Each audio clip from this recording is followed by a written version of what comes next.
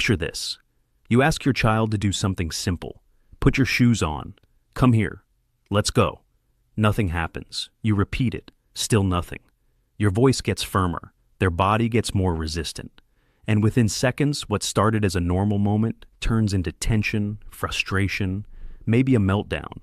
Here's the question most parents never stop to ask. Why does it escalate so fast? Because if you've ever watched closely, some children stay calm in exactly these moments. They transition without a fight. They don't explode at small things. They don't push back the same way. And you wonder, what are their parents doing differently? Now take this further. In Japan, parents handle these exact same moments without raising their voice, without repeating themselves, without turning small situations into power struggles. So, what's the difference? Stricter rules, better discipline, more obedient kids? Not exactly. What Japanese parents understand, and most of us completely miss, is this. Calm behavior doesn't come from control. It comes from how a child's brain is being shaped every single day. And once you see this, you stop trying to force calm. You start creating it. Let's clear something up first. We look at a calm child and think, they're just easier. They listen better. They're more obedient. But that's not the real story. Calm children are not better behaved. They are better regulated. Behavior is what you see. Regulation is what's happening underneath. When a child stays calm in a stressful moment, it's not because they're trying harder. It's because their nervous system can handle more in that moment. And here's the uncomfortable truth. You cannot force regulation with pressure. You can force silence. You can force compliance. But you cannot force calm. In fact, the more pressure you use, the more you disrupt regulation. Think about how most of us respond. Repeat the instruction. Get firmer. Raise your voice. Add a consequence. It feels logical. But from a brain perspective, it does the opposite of what you want. Because when a child starts to feel overwhelmed, their thinking brain begins to shut down. And what do? We add more words, more intensity, more pressure. So instead of helping them regulate, we push them further into dysregulation. A dysregulated brain cannot listen, learn, or cooperate. It can only react. Japanese parenting flips this. Instead of asking, how do I make my child listen? They ask, how do I keep this moment calm enough for my child to stay regulated? That one shift changes everything. Now, here's where it gets specific. Because this isn't a philosophy, it's a practice. And it shows up in small, ordinary moments. The first thing Japanese parents do, they prepare, not react. In most households, transitions catch children off guard. You're ready to leave. Your child isn't. Tension immediately. Japanese parents handle this differently. They give advance notice, not shouting from across the room. Actual, calm, direct notice. A mother will walk over, get to eye level, and say, we're leaving in 5 minutes. Start saying goodbye to your toys. That's it. No urgency in the voice, no rush energy in the body. The child's brain gets time to shift. The resistance never builds. Compare that to, get your shoes on, right now, we're late. Same situation, completely different outcome. The second thing, they use fewer words. When a Japanese parent gives an instruction, it's short, it's clear, and it's said once. Shoes on? Time to eat. Come here. Not, how many times do I have to tell you? I said shoes on. Why aren't you listening? We do this every single day. That wall of words, it overwhelms a child's processing system. They stop hearing the instruction, they start feeling the pressure, and when the brain feels pressure, it shuts down, not opens up. One clear instruction, said calmly, once. That's what works. The third thing, they connect before they direct. This one is subtle but powerful. When a Japanese parent needs a child to do something, they don't shout from another room. They move toward the child first. They make eye contact. Sometimes a gentle hand on the shoulder, then the instruction. Why does this matter? Because a child who feels seen and connected responds completely differently than a child who feels like they're receiving commands. Connection lowers resistance. Every single time. Think about the last time you asked your child something without looking up from your phone, and then think about the last time you walked over, got to their level, and asked directly. The response is different because the experience is different. The fourth thing, they stay regulated when the child isn't. This is the hardest one, And it's the most important. When a child starts to melt down, the instinct, the one we all feel in our chest, is to match that energy.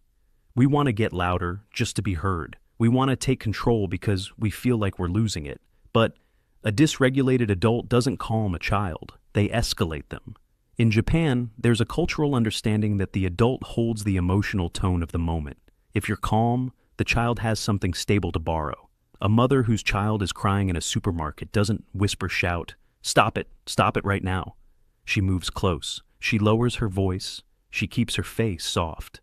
"I see you. You're okay. We're almost done." The child's nervous system reads the mother's nervous system. Calm is contagious. So is panic. You are always setting the temperature of the moment. The fifth thing, they don't rescue the emotion. They sit with it. This is where Japanese parenting separates itself most clearly. In many Western households, when a child cries or gets upset, the immediate instinct is to fix it, distract them, offer something, make the feeling stop. Japanese parents do something different. They allow the emotion to exist. A child who falls and starts to cry, a Japanese parent doesn't rush over saying, you're fine, stop crying." Instead, they come close, stay quiet, and let the child feel what they're feeling. "That hurt. I'm here." That's it. No performance, no panic, no fixing. And here's why this matters for regulation. When a child learns that their emotions are safe, that feeling upset doesn't cause chaos around them, they stop being afraid of their own feelings.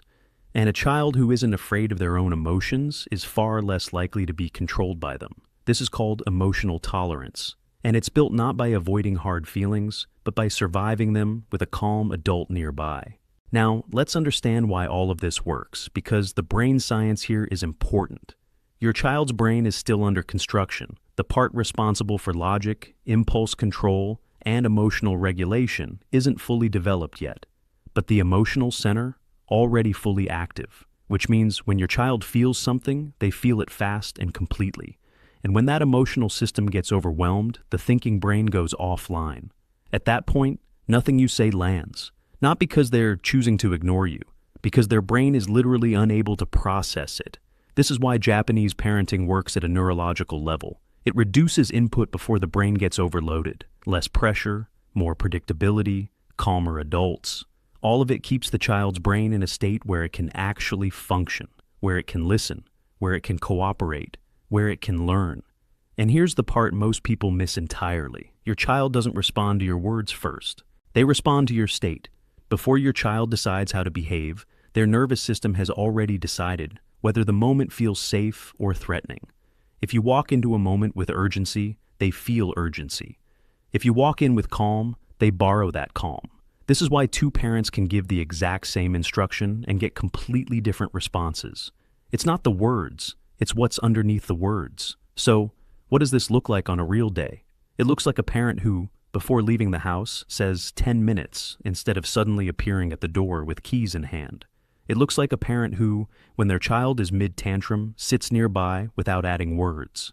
Just presence, just calm. It looks like a parent who, instead of repeating an instruction louder, walks over, gets close, and says it once.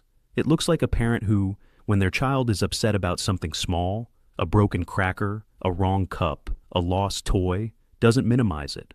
Don't say, "That's nothing, stop crying." Instead says, "You really wanted that, I understand." 2 sentences, no drama. But the child feels heard. And a child who feels heard stops needing to escalate to get that feeling. Half of all meltdowns are just a child trying to be understood. When you give them that, before the spiral often doesn't happen. None of this is complicated, but it requires one thing most parents aren't taught: regulating yourself first. Because you cannot pour calm into a situation when you're running on urgency and frustration. None of this is complicated, but it is incredibly hard. It requires one thing most of us were never taught: regulating ourselves first. It's okay if you haven't mastered this yet. Most adults haven't. But the moment you start trying, the atmosphere in your home begins to change. The Japanese approach isn't about perfect parenting. It's about consistent states. Small moments of steadiness, repeated daily, that slowly build a regulated child. Calm children are not born. They are shaped by environments that feel safe, by adults who stay steady, by small moments handled with care. You don't need stricter rules. You need fewer words, more presence, better timing, and a regulated nervous system. That's it. That's the real difference. And it starts in the next ordinary moment you have with your child.